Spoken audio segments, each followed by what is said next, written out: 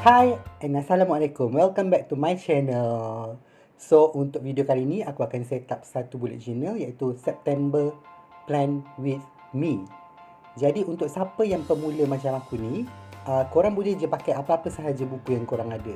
So, macam contoh untuk aku pakai kertas macam ni dan aku boleh masukkan ke dalam buku. Reason kenapa aku pakai kertas ni adalah supaya kalau aku salah buat ke apa ke, aku boleh gantikan dengan kertas yang lain. Okey. So ada beberapa jenis kertas juga yang korang boleh pilih, tapi korang itu semua adalah ikut keselesaan dan apa yang korang ada. Okey, jom kita mulakan September Plan With Me. Untuk cover page bulan September ni, aku plan untuk buat tema cactus. Sebabnya aku nak bulan September aku ni dihiasi dengan color-color hijau. So ini adalah aku punya perancangan untuk aku buat cover page. Kalau korang perasan, aku dah lukis dulu dengan pensel. Kemudian ni baru aku tekat dengan pen. Tapi walaupun aku lukis semula dengan pen, tetaplah garisan dia tak sama dengan garisan pensel. Itu semua okey sebenarnya, korang jangan risau sebab itulah nama dia kreatif. Itulah nama dia seni. Dan kalau korang nampak aku ada tulis kalender menggunakan pensel dekat bahagian bawah. Tapi kemudiannya aku padam dan aku buat decoration yang lain sebab aku rasa macam terlalu semak sangat bila ada kalender dekat bawah tu. Sebenarnya ada banyak kebaikan bila korang buat journal macam ni. So aku akan kongsikan dari semasa ke semasa dan sepanjang proses kita membuat planet ini. Semua decoration tip yang aku gunakan dekat dalam video ni, termasuk dengan pen apa semua, ada dekat dalam video haul aku yang sebelum-sebelum ni. Aku akan letakkan link dekat description box juga untuk korang senang tengok.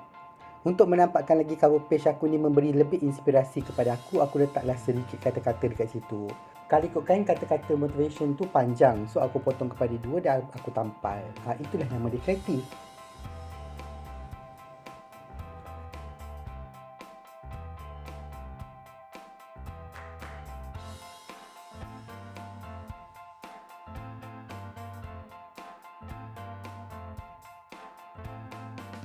Untuk page yang seterusnya ini adalah aku buat job track, which is kat sini aku akan track apa-apa yang aku dah buat.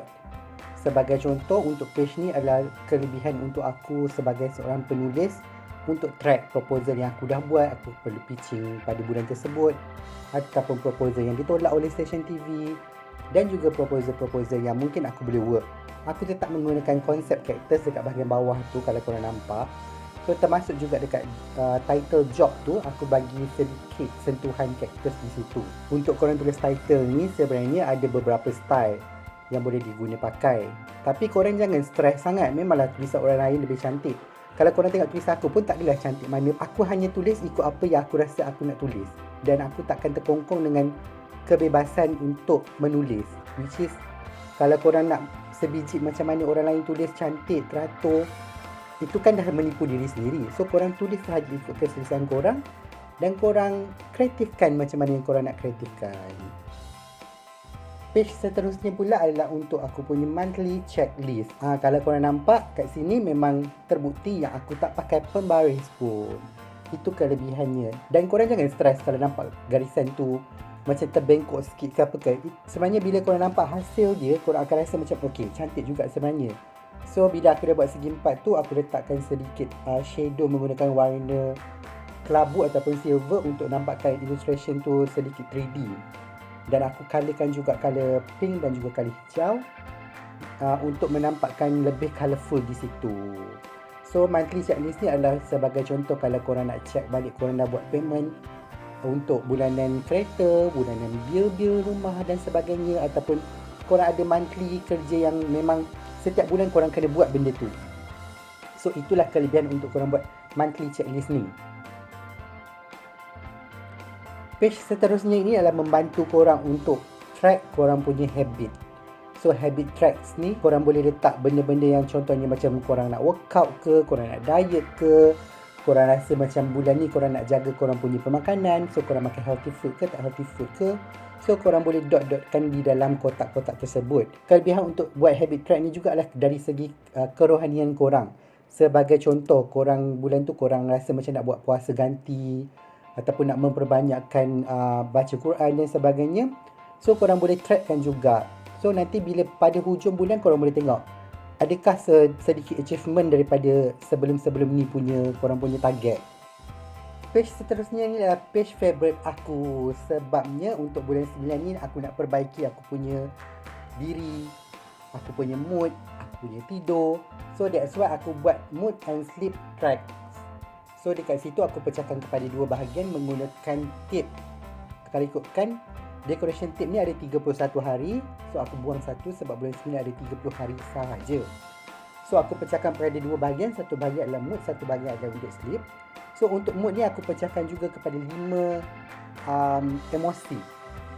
Emosi pertama ada terlalu excited. Emosi kedua adalah okey, hari tu aku lalui dengan biasa sahaja, tenang. Emosi ketiga adalah aku rasa macam tak berapa nak okey dengan hari tu. Emosi keempat adalah kurang daripada tak berapa nak okey, which is ada something yang mungkin tak berapa nak best. Tapi emosi kelima adalah yang betul-betul buat mood aku swing pada hari itu. Okay. So untuk sleep pula, sebabnya bulan 9 aku plan untuk aku tidur lebih awal, which is pada pukul 10 malam aku plan aku dah pun naik katil dan aku dah pun tidur. Kita tengoklah macam mana. So untuk page ni memang aku biarkan dia kosong. Kalau korang nampak pun adalah hiasan kaktus sikit sahaja dekat bahagian atas tu. Sebabnya nanti akan ada terlalu banyak colour dan juga garisan dekat dalam page ni. So aku tak nak ia nampak terlalu semak. So hasil dia akan nampak pada hujung bulan nanti.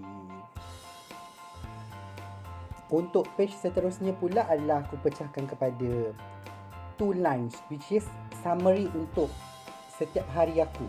Aku boleh simpulkan dalam 2 baris sahaja. So kelebihan aku buat 2 baris ni adalah supaya aku boleh ringkaskan perkataan yang tak perlu aku huraikan ataupun aku perlu terangkan. So aku nak cuba untuk minimiskan perkataan-perkataan tu supaya nanti dia membantu juga aku. Sebabnya kerjaya sebagai writer ni kadang-kadang kita perlu limitkan kita punya perkataan ketika presentation supaya benda tu padat dan sampai terus kepada panel. Jadi kat sini aku boleh belajar, aku boleh praktiskan kepada diri aku sendiri. Untuk page seterusnya ni dia memang nampak kosong. Aku hanya tampal decoration tape sahaja. Sebabnya kemungkinan besar aku akan tampalkan beberapa poster filem ataupun cover lagu, cover album ke. So aku hanya pecahkan kepada 2 bahagian. Kenapa tidak kepada 3? Sebabnya aku hanya perlukan movie dan juga lagu. Untuk buku aku rasa sebab kebanyakan buku yang aku baca adalah untuk kerja, bukannya untuk suka-suka lagi dah. Sebab aku rasa macam dah lama gila aku hilang feel membaca buku sebab aku nak baca buku. Kebanyakannya sekarang ni adalah aku baca buku sebab aku bekerja. Aku perlu baca untuk aku kena buat kerja. So untuk movie aku akan trackkan movie aku tengok pada bulan ni. Sebagai contoh macam bulan lepas aku tengok Mimi dekat Netflix. So aku boleh tuliskan title tu kat situ. Untuk lagu pula sebagai contoh macam bulan lepas aku dengar lagu Penat dari Trisha, lagu baru dia keluar. So kat situ aku boleh trackkan. Kelebihannya untuk aku track ini juga adalah supaya aku boleh macam, oh aku dah tengok ke belum movie tu, ataupun drama tu, ataupun series tu. Sama juga dengan lagu. Sebab kadang-kadang bila aku buat drama, tiba-tiba producer ataupun director akan tanya aku, ada tak cadangan-cadangan OST ke apa semua. So kat situ aku boleh trackkan balik, oh masa aku buat skrip ni sebenarnya aku dengar lagu ni. So feel untuk aku buat cerita ni adalah berdasarkan lagu ni. Okay, itu adalah sebagai contoh sahaja. Okay, bermula daripada page seterusnya adalah aku pecahkan kepada week by week untuk bulan ni, untuk aku track. So dalam page untuk bulanan tu, sebagai contoh untuk week pertama ni ada 5 hari sahaja. So dekat bahagian bawah aku letak to do list, which is perkara yang aku perlu selesaikan dalam minggu itu. Untuk perkara harian aku ada note yang lain pula. So kat situ aku boleh dah settle, aku boleh konyol-konyol, aku boleh buang sahaja. Aku tak perlu simpan untuk aku track pun. Jadi untuk week kedua sama juga aku buat tema characters tu juga. So ada to do list. Untuk week ketiga aku pakai konsep yang lebih kurang sama, cuma susun atau dia berbeza sedikit. Dan kalau korang perasan dekat dalam video ni aku ada tertypo tulis. So kat situ kelebihan untuk kita menggunakan decoration tip atau washi tip ni untuk cover kita punya kesalahan. Tapi kalau seandainya korang tak ada decoration tip ni, korang boleh je potong balik kertas tu dan tampal dekat situ. Sebab benda tu takkan nampak sangat pun yang korang tampal kertas baru dekat atas page tu. Okay, untuk week keempat lebih kurang sama sahaja aku kekalkan dia punya konsep. Sama juga dengan week kelima, which is hanya ada 4 hari sahaja untuk minggu terakhir pada bulan 9.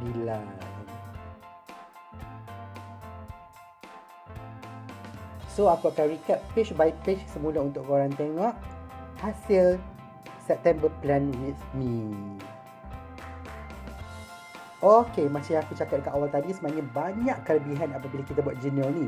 Selain daripada kita dapat track balik kita punya record, which is dari segi kerja, kita berjaya siapkan, tak berjaya siapkan, terlepas pandang, bil lupa bayar dan sebagainya. Sebenarnya ianya sangat membantu dari segi kita punya mental juga. So dekat situ kita boleh nampak, macam yang korang nampak dekat dalam aku punya journal ni, aku ada track aku punya habit, track aku punya mood, track aku punya tidur. So kat situ kita boleh, oh sebenarnya bulan ni aku sangat overthinking. Oh sebenarnya bulan ni aku sangat tak cukup rehat. Oh sebenarnya bulan ni aku sangat tak produktif. So kat situ kita boleh track balik untuk kita muhasabah diri balik. Journal ni sebenarnya adalah salah satu daripada terapi juga kepada diri kita sendiri. So aku pernah juga terbaca satu artikel ni, apabila kita buat journal sebenarnya, tapi ni dekat luar negara lah. Aku tak tahu benda ni diaplikasikan dekat Malaysia ke tak, tapi why not? Benda ni sangat baik. Which is, bila kita buat journal dan kita ada masalah mental health kita tak berapa nak betul ke apa semua, so kita boleh berujuk pada doktor dan kita hanya serahkan sahaja kita punya journal ni. So kat situ doktor-doktor boleh tengok kenapa dan apa sebenarnya yang terjadi pada kita. So track record tu sebenarnya sangat baik, sangat bagus dan sangat berguna. So kepada korang kat luar sana, jangan lupa kalau korang ada masa untuk spend time untuk buat journal macam ni, try untuk buat sedikit demi sedikit untuk kita improvekan kita punya mental health juga. So sampai dekat sini sahaja. Okay, kalau korang rasa video ni berilmu dan berguna, jangan lupa share dengan kawan-kawan korang. Jangan lupa subscribe YouTube channel ni dan juga jumpa lagi untuk video akan datang. Bye. Assalamualaikum.